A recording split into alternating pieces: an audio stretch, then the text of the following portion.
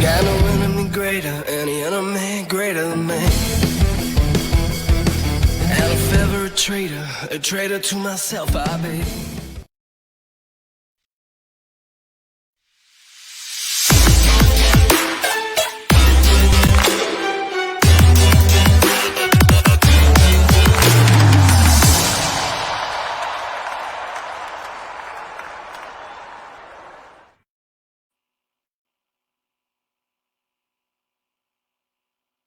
Oh, good evening. How are we all doing? So I just rewatched the Leicester Villa game, and it had the same effect on me as it had the other night. It sent me to sleep.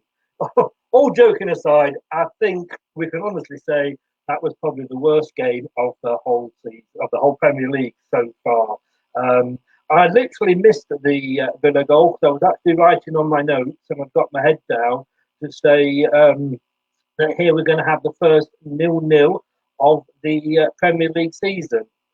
And Villa went and did that to us. Fair dues, lovely strike, but honestly, what a performance. I mean, was that the same team that beat Man City?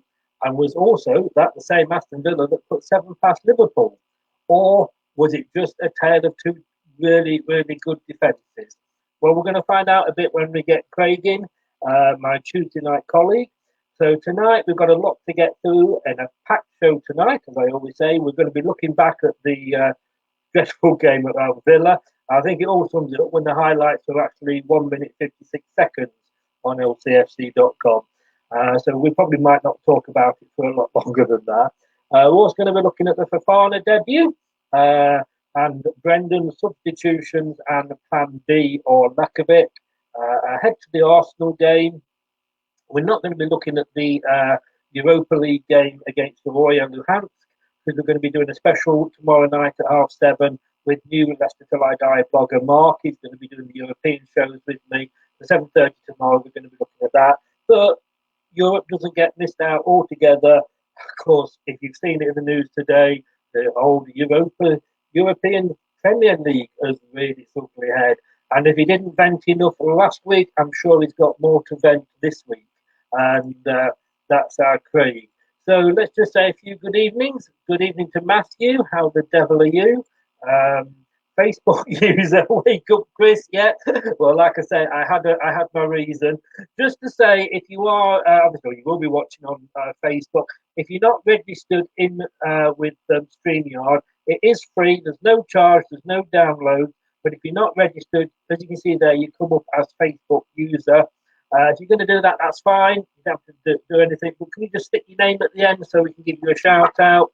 It's always nice to say hello to people. Good evening to Andy. Hope you're well and more awake than I am. And then another Facebook user there. Good evening, guys. But like I say, let's have a look and see if he has managed to stay awake and if he's still got enough vent left to have a go at the European Premier League. Let's say good evening to Craig. Hi, Chris. How you doing? Not so bad. Well, I didn't like to say anything, but the rumours are abounding. You know. Just another quick hello there to Pete Hyde. Good evening. Nice to have you along, Peter. Guys, it's your show. Me and Craig can sit here and we can talk till the cows come home between us. Two old guys chewing the cud, as I always say. It's like the Muppets. I met when you watch it. Two old guys in the box at the Muppets. But no, we want your comments and we want to sort of join in. So yeah, keep those comments coming along, please. Please do, because otherwise it's just me, Chris, in the moonlight, and I'm not sure that's a good thing for anyone. No, not with what we turn into in the moonlight anyway.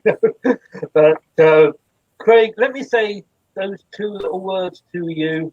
It's not, the second one isn't off, the second one's Villa, Aston Villa. How bad was it? How long have you got? Well, Having said that, try to do the shortened version. If I'm being kind, and I did read this somewhere today, someone said that it was two very good teams cancelling each other out. Now, I think that may be being a little bit light, but there may be some truth in it that we set up very similar. We are both decent teams. Villa have transformed this season with the signings that they've got, and we did seem to cancel each other out. I think we played lots of very pretty football for 20, 25 minutes, but again, no cutting edge. We don't make clear chances at the moment because it's a little bit too slow again. You know, all those the breakaways that we got against Man City, which is looking like it may be the high point of our season very early on, hopefully not. But we lost that again. And again, you know, maybe Villa didn't come out as much, obviously. And we pushed on a little bit too much and sometimes and allowed them to get in between our lines. But, you know, as I say, being positive, I would like to think that we just sort of cancelled each other out, and on another day, you know, it could have been something different. But that is blue tinted glasses at their best, I think. I know. I mean, like I say, I would agree with you there. I think it was a defence-ran game. In fairness, though, I mean, I was a little bit worried because we'd lost the week before to West Ham. They'd put 7 facing. It's hard. No, when was the last time anybody put 7 past Liverpool, and especially with them being the reigning champions? But Ollie Watkins, you know, last week everybody was raving about him. Didn't get a look in, and again, does that say a lot about our defence? And what does that say about Fofana, our new signing? I mean, there was a couple of elements to that. I think they tended to play quite direct. I thought up to Watkins, possibly more than they did against Liverpool, where they seemed to they played some long balls, but they seemed to be long balls out wide. Against us, they tended to play quite direct, straight into Watkins, and he was just dominated by Fofana. I'm not sure he lost a header at all. And you know, not only was he winning headers, he was letting Watkins know that he was there as well. He was quite happy to take him and the ball, which is great, which is exactly what you want to see from your centre half, particularly on his debut. Someone so young, I think it was an outstanding debut in a otherwise pretty dull game. Yeah, I mean, the other comment, sorry, just there, we did have a lot of players out, but then the team that we started, I looked at it, and obviously, you know, it's worrying that, you know, we are only, you know, are we just a Vardy team? You know, without Vardy, we struggle. We didn't draw in the championship winning season. You know, we had Ujoa, obviously we had Mahrez sticking them in as well.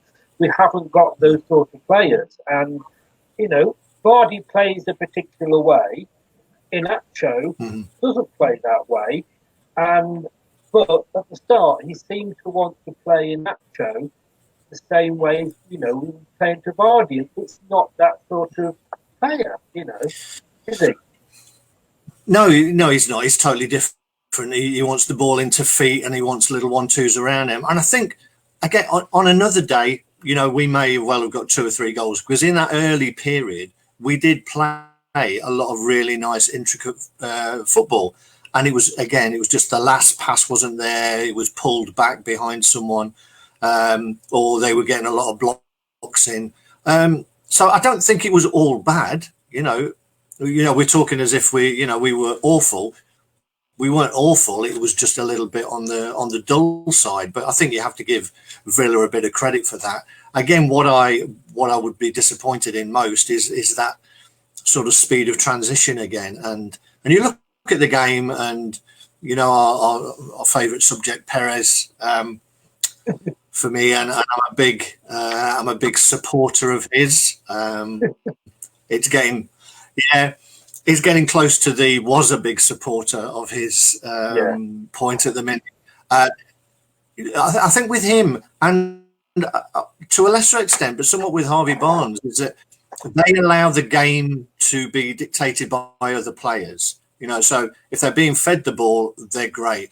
If it's not happening for them, they don't tend to get on the ball or come looking for the ball and get involved as much. I was trying to think about how much tackling back either of them did, and I couldn't think of much on particularly in the second half of when they got involved in the game. So both disappointing for me, but I think Perez needs to sort of up his game, I think.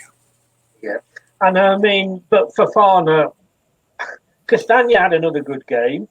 Fofana, Yes, he did. I have to say, as a, you know, those two signings can produce anything like they have, you know, in their first games. But then, just to temper it a little bit, then Musa had an amazing debut against Barcelona, although I don't think he was ever really given a chance in his best position.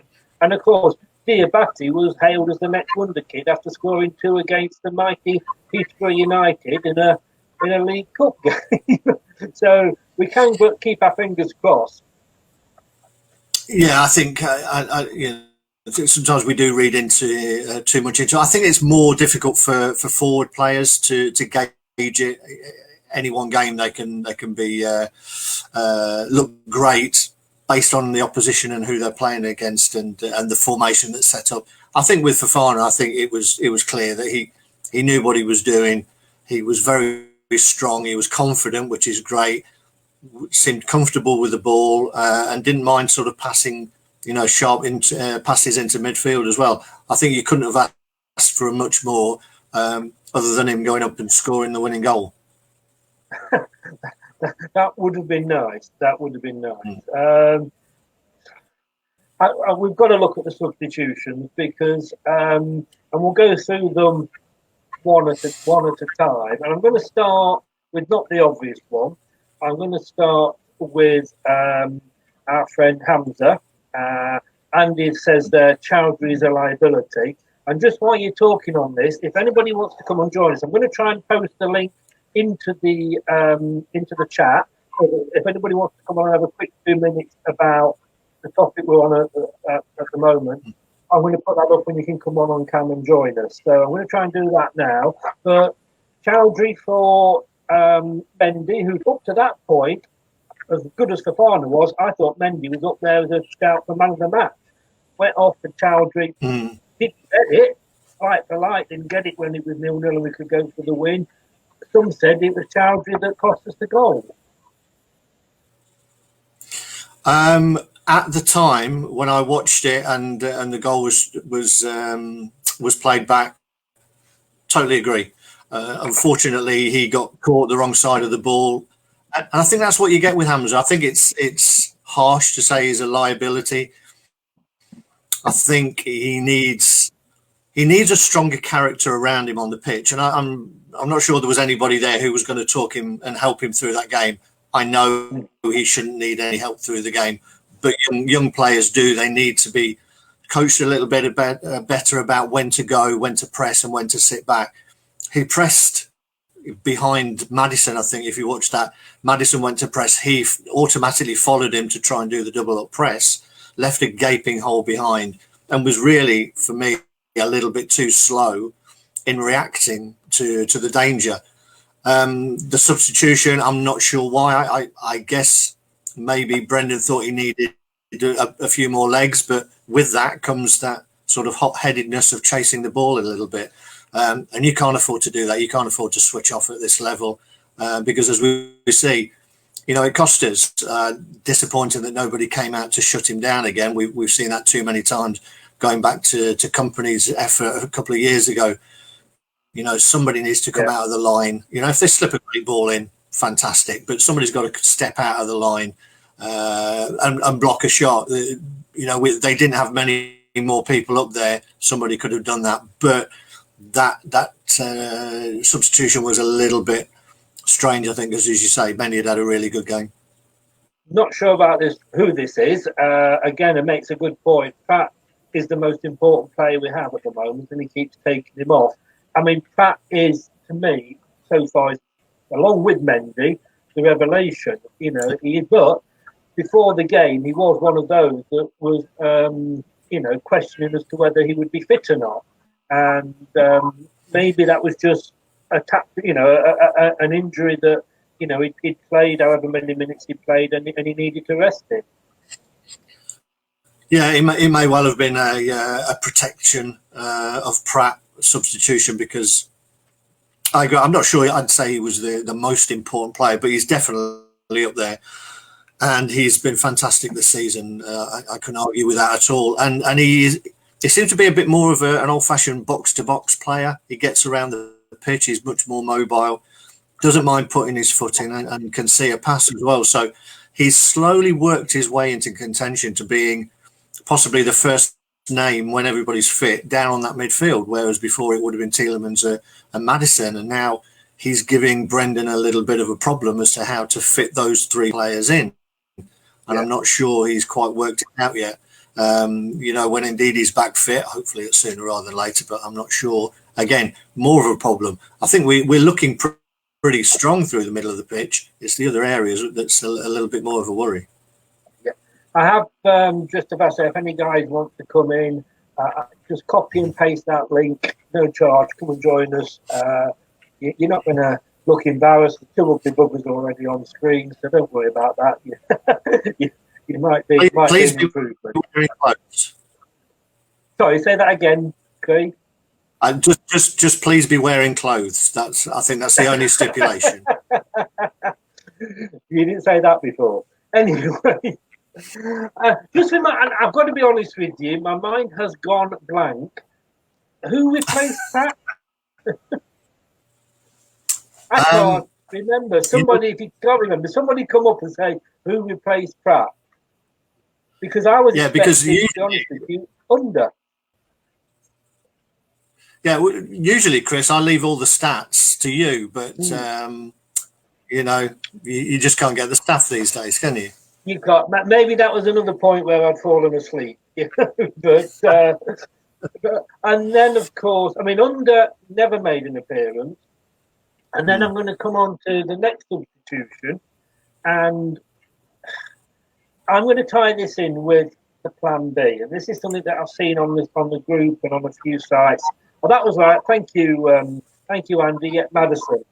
Andy. I'm glad to you. And in fairness, thank you, man, Andy. In fairness, you're going to have to come on, Andy. Come on and give us your view online.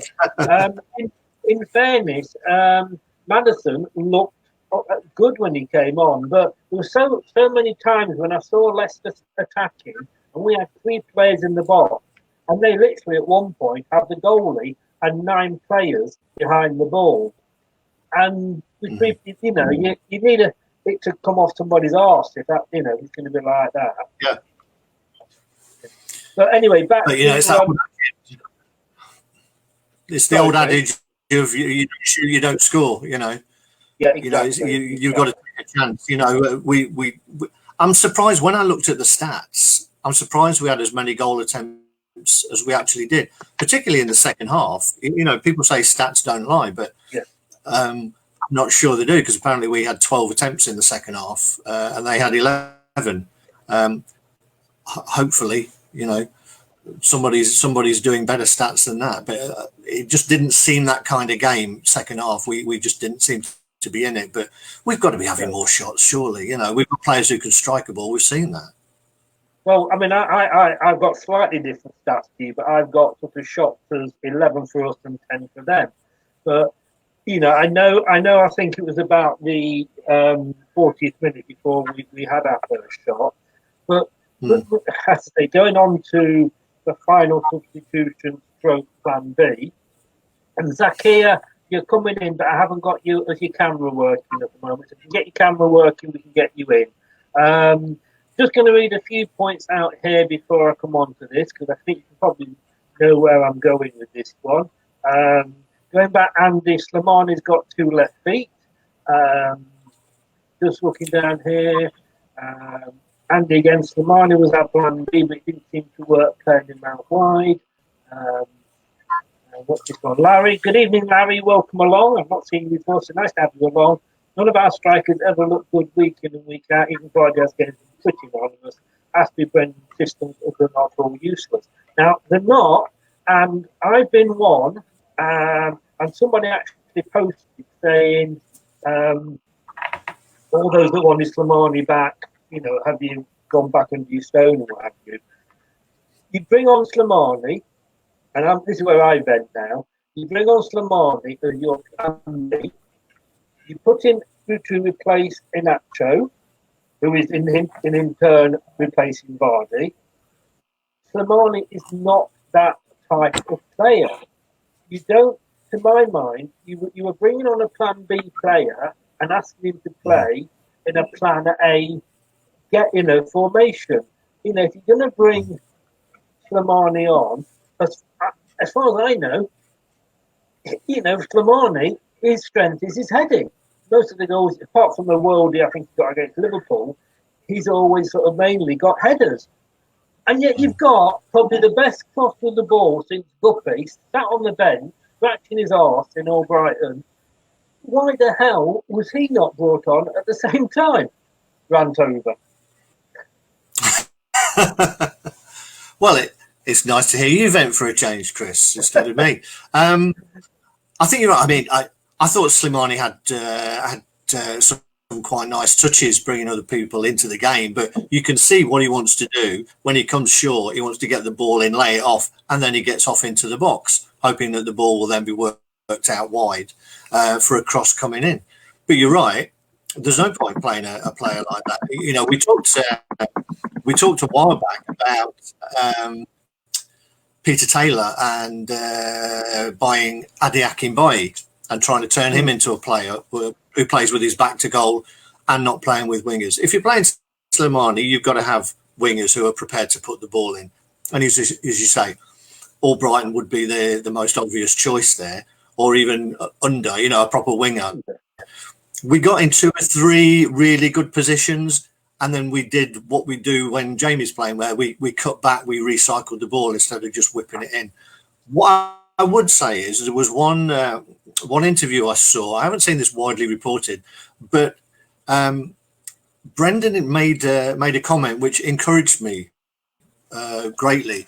He said that our players have to learn to play a different way when Slimani's on the pitch. And he went on to say it meant that we have to look to putting the ball in the box from different places. We have to look to be whipping crosses in from midway. Chris, you calm down. So he's never played that. He's never played Slimani, and I don't think they've ever played that way in training, to be honest, because he's always been out on loan. But you see it from taking it to the extreme. Someone like Trent. Now, Trent at Liverpool whips in crosses from midpoint of the opposition half. He gets some great curl on them, and he whips them in, and he whips them in early. And I think that's what Brendan means, that we've got to start looking at that. Instead of recycling the ball the whole time, we've got to have our head up and looking a little bit more direct, I guess, sometimes. Yeah. I get what you're saying, man. You can see it's only the earplugs in the ears that are keeping the steam in. I mean, Brendan's saying that, and yet he's the one in charge that kept our best cross with the ball, I could say, in years, on the bench when he brings Slimani on. I mean, what, he stood there saying that, and yet, he's saying A still and doing B.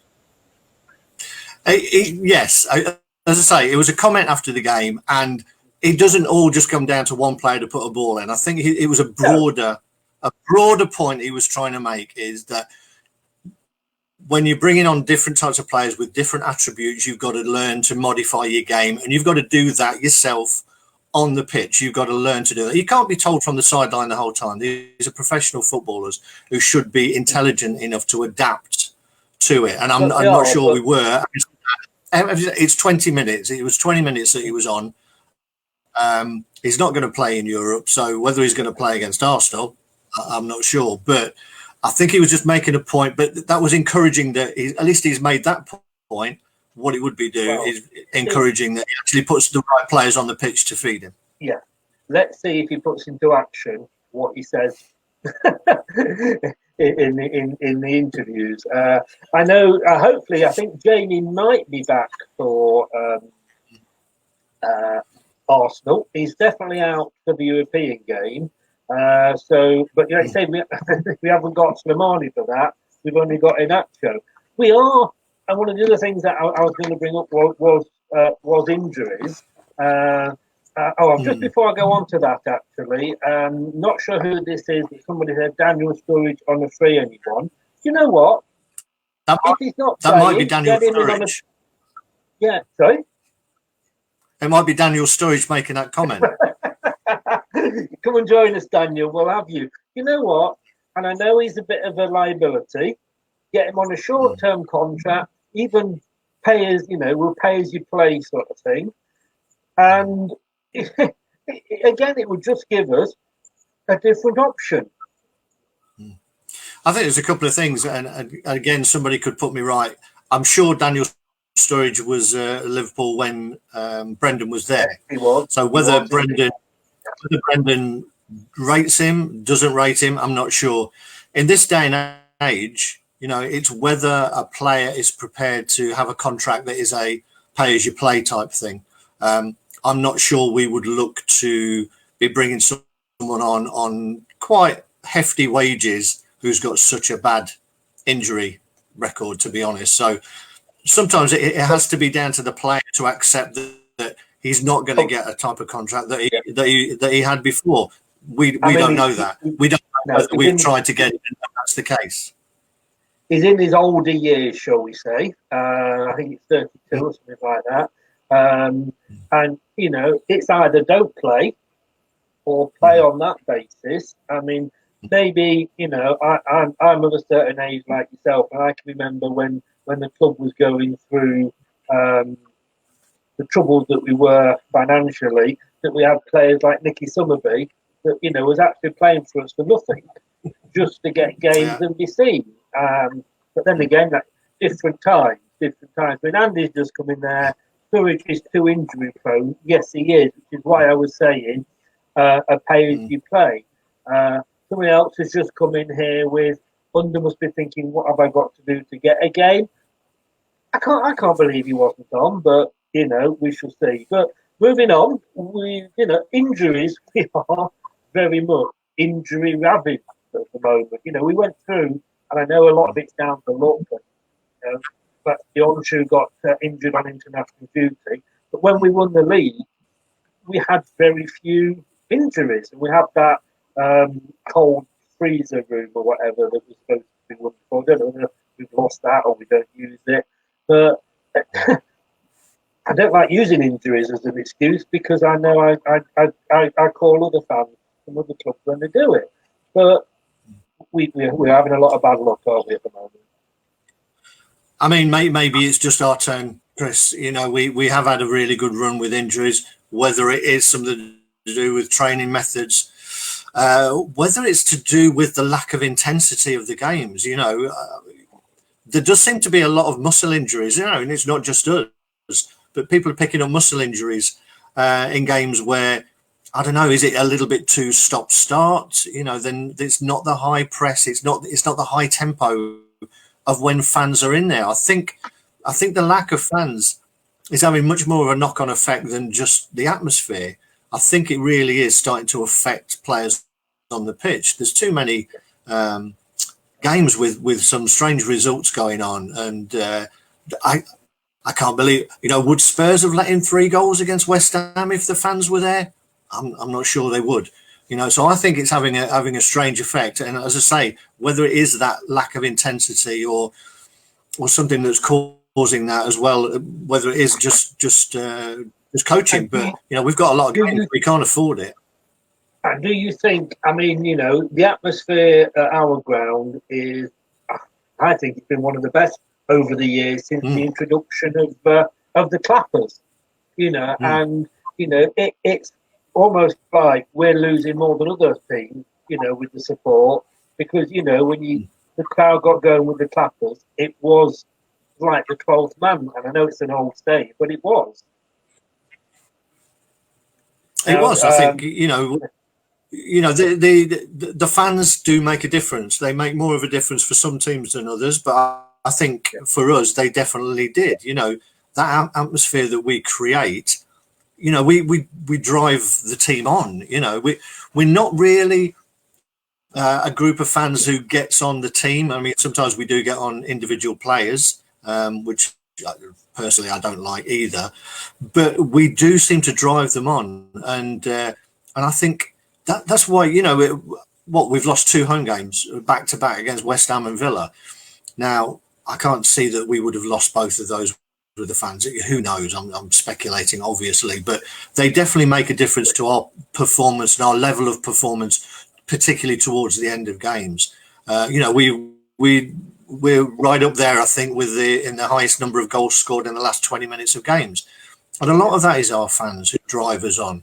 We don't tend to lose those late goals, so it's having a big factor, I think, for us and for some individual players. They need to be driven on more than some. I think Matthew's having a thing there of MI5 something. A lot of conspiracy theories. Oh, you've got to love it. You've got to love it. Andy says, I hate them clappers. Got to admit, I like them, and I used them when we were doing the NHS thing every Thursday night, was it? I used it every night, but that was more to annoy the old woman over the road that I don't like. But Andy has made I bet we all wish we were there clapping them now. Yeah, well, exactly. I'd take that and wear a mask as well. Andy has made an excellent point here, and in fact, he's beat me to it. But I'm gonna let him say it. I can't understand that Cags picked up an injury and Brendan loaned Benkovic out 2 days later. That, Andy, is an excellent point. We have got Evan, who is of an age where he's getting on. It's great that he's there with his experience for the likes of Fafana and Soyuncu, but again, at his age, he could be injury prone. We've got Wes as a backup. He's a little bit, old again, shall we say? I don't like saying that when he's half my age, but in footballing it is. And Soyuncu out for 3 months, and then 2 days later, and surely Brendan, he must know what Benkovic is about. He had him for a whole bloody season at Celtic, and yet he lets him go. We've got that. I'm venting again. I'm venting. Andy, that's your fault. You know what? I think people who've listened to me probably know that I am still a little bit of a Brendan skeptic, and things like this don't help me warm to him much at all. I think I really don't know what goes on in his mind. I get the feeling that he's a little bit like Robert De Niro in Taxi Driver, and he just stands in front of the mirror having these conversations with himself and saying, are you talking to me? Are you talking to me? Because, he seems to be in a world of his own sometimes. You would think. I was trying to think of when, he came out and said that Amati picked up his injury after the West Ham game. So he already knew that there was one option gone. Then Soyuncu gets injured. And as you say, then Benkovic goes out on loan. He'd already loaned out all our other younger centre halves. Knight has gone out. I think Darnell Johnson has gone out. So I don't know whether he fancies himself that he's going to get a game. I'm not sure whether he thinks maybe he's going to bring Kolo Touré out.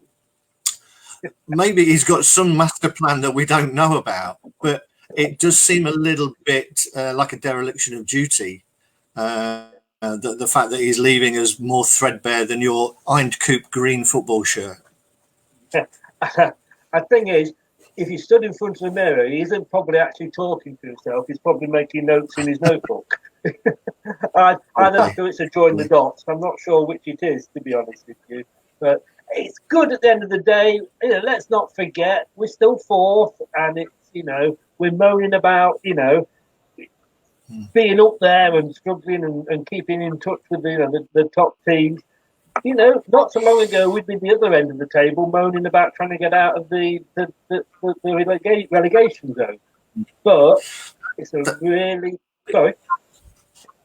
That is true. There was a bit on, I think it was on Sky Sports website today, looking at how tough the fixtures were for the teams who are in Europe in terms of what game they've got following up.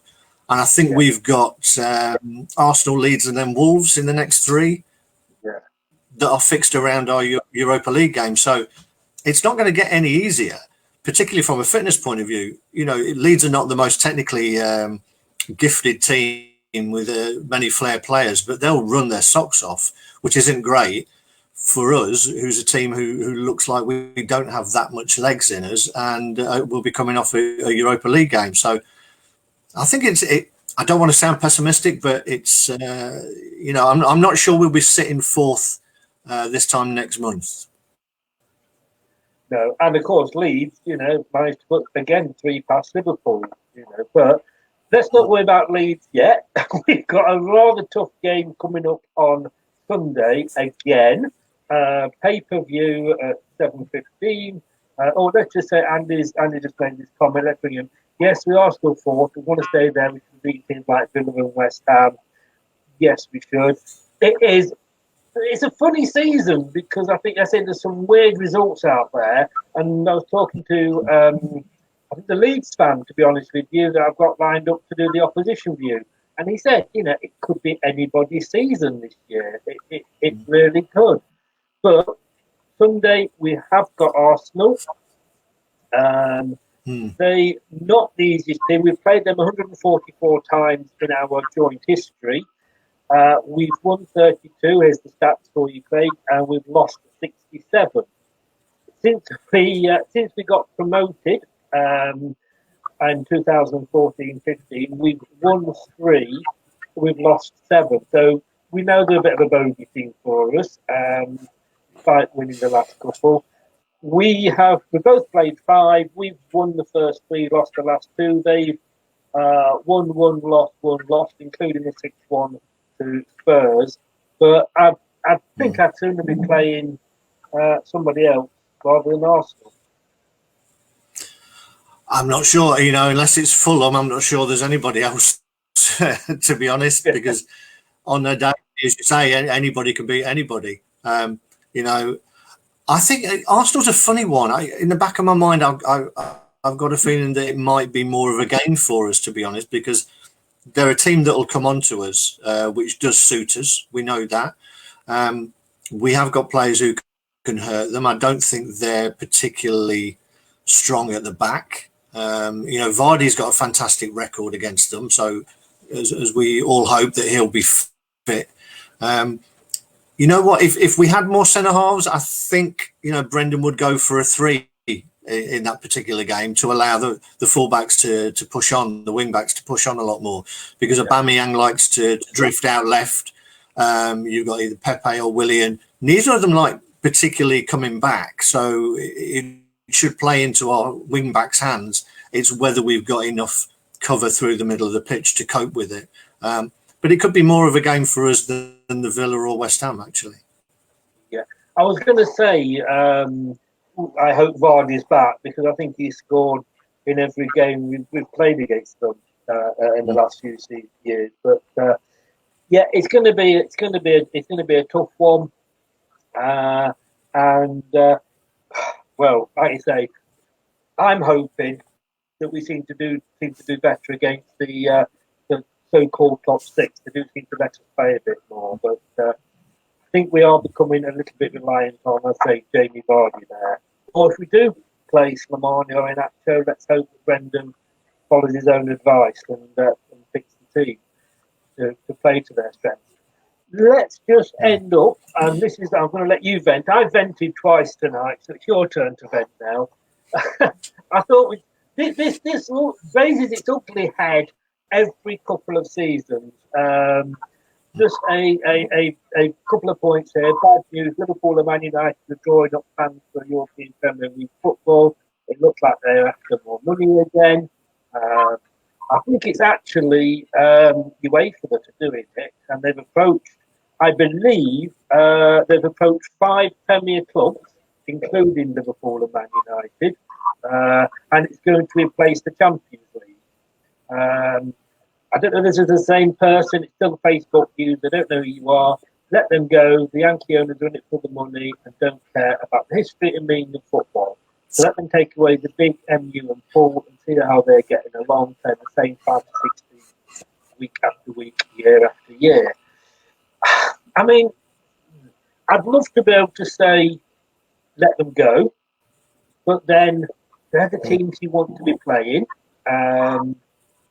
Away games, it's just going to be more money for those fans, because if they do that, then an away game isn't like going, from Man United across to Liverpool. It's going to be Man United going over to Milan or somewhere. And then what would happen to the Premier League? I mean, on the back of what they did last week, for this to come out today, my instant reaction is, let's get the rest of the Premier League to vote and just cast them aside, without anything else in place. Just get rid of them, because I'm getting annoyed with it week in, week out. It's a greed thing. They do not understand football, or if they do understand football, there's no surprise that it is the two American owners who have teams, I think, in the NFL, where they've got a franchise system where they cannot be relegated. They all take the money. They cannot try and bring in such a system here, but that's what it looks like to me, even if it's on a European scale.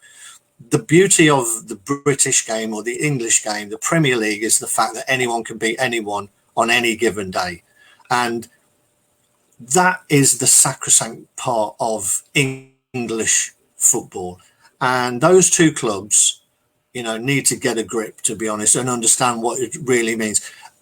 At this time as well, when football means so much to the fans and so little is being given back to the fans, these two owners, these two clubs want to take more things away from the real fans and just line their pockets with it. I think it's absolutely despicable. And my understanding is that it isn't UEFA. They're trying to do this with FIFA, and UEFA are not happy at all, because they are trying to replace the Champions League, and UEFA are thinking, hang on a minute, you're going behind our backs now, because UEFA don't agree with what they're trying to do. There's nothing wrong with the Champions League as it stands. It changed from the European Cup to the Champions League, so they got more games. The Europa League came into a league system, so they got more games. How many damn games do they want? As someone said there, it's boring playing teams week in, week out. It's just getting tedious. And yeah, get rid of them, Andy. Yeah. But I just think it's borderline disgraceful that at this time, when fans are being asked to pay 15 quid a game, that these want to line their pockets with even more money and make it such a closed shop. I think it's absolutely disgusting.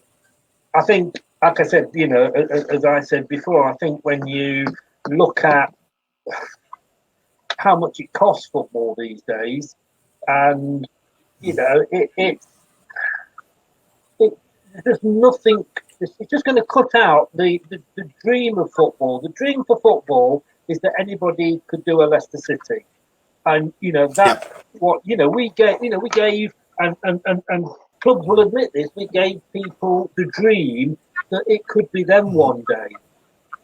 All it is doing is diminishing the the value of football in this country. Because if you do win the league without the top six, it's back to like winning the championship, which is nice, but it's not like winning the Premier League. And it's just more money that they're being expected to pay for away games. And you've got me venting again now. I put it vent time. Go great, and you've got me venting again. But I don't know. I mean, it'll be interesting to see sort of where it goes. And I do think it is becoming less and less and less about the fans. I really think that. It is. I was going to say, Chris, it's getting so far away from the people's game, that it used to be. It doesn't have to be the working man's game, but it's the people's game. It's our national sport. And it's been hijacked by business people, who just want to make more and more money and protect their assets. And that's all it's about. They're looking at it as a business. They want to protect their assets. It's been widely reported that somebody in one of these clubs said, we don't want a Leicester City to happen again. Why not? Yeah. Why not? It's the beauty of football, the dream that could actually happen. Take away people's dreams, what are they left with? Yeah. I mean, that's what it is at the end of the day. Yeah, I agree totally, and I made that point about not being wanting another Leicester last week. And when you look at our football, it's like the FA Cup. It gives the teams a one-off game, a one-off chance. Replays are gone now. It gives them the chance against the big boys. And when you look back, will we ever see Wimbledon again? Love them or hate them, I love seeing these small clubs come up and do well. Oldham, when they were in the Premier League, not so long ago. These are dreams, and football is all about dreams. Andy, I'm just going to leave this, put this up there because it's very true. Most Man United fans don't live in England anyway. We've got to be careful with our fan base is expanding as well. But I just hope it doesn't come off. I really do. But I think I'm not sure what the answer is, to be honest. But football has bent over backwards to give these big teams, so-called big teams, what they want. As you say, they remove replays from FA Cups. They don't come into the European teams don't come into the League Cup as early as they used to. Remember the old days of the FA Cup when we had about 5 games down at Filbert Street with Arsenal and Sheffield Wednesday, I think, in the 70s. That was the beauty of football. Not now. We just bend over backwards. It's like allowing the playground bully to win, and they will always want more. It doesn't matter what you give them, they will always want more. At some point, the rest of the league has got to get a collective. We've got this 6, big teams acting like a collective. Let's get the rest of the Premier League and those massive clubs who are in the Championship to act as a collective and start putting some pressure back. Otherwise it's going to come down to the fans. I'm not sure what the fans can do, whether the fans decide to stop buying football shirts for a year, whether they decide that when we are allowed back in the stadium, we have a day where we don't go, because we're used to not going anymore. Something has to be done. And if the rest of the clubs are not going to do it, the league are not going to do it, the fans have to do it. The fans have to be united, get a collective and do something. I mean, the only good thing, I think, is that the Premier League do have this golden vote. You've got 20 clubs each with a vote each, and the Premier League, their votes are sort of more than the 20. But whether they could actually stop teams leaving or not, who knows?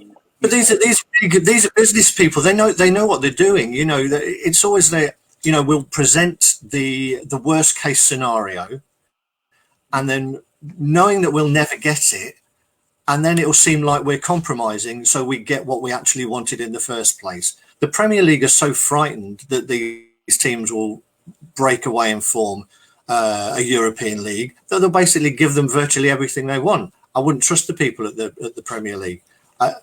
The whole structure of football at the minute is in danger of crumbling with all these smaller clubs, so-called smaller clubs, who probably mean more to their communities than any of the big clubs actually do, going to the wall, and you've got the big clubs wanting more and more. It's just greed, it's just bullying, and someone somewhere needs to make a stand. I have a feeling that this is going to run and run and run, and we will have many more events as the season goes on. Craig, as always, it's been a pleasure, mate. Thank you so much for coming in and joining us. You're welcome. Always a pleasure. Right, and we shall see you, if not before, we shall see you next Tuesday, when I'm sure there will be plenty more venting going on. We should call this the vent show, shouldn't we? Hopefully we'll just be celebrating 2 victories by then. That would be lovely. But thanks so much, Craig. Take care of yourself. You're welcome. Cheers. Thanks all. Cheers. And just to say thank you so much for everybody who joined in today. It's been, we couldn't do it without you. You throw some comments in there and it takes us off on a different angle and it gives us a break and changes things for us as well. So thank you very much for joining us.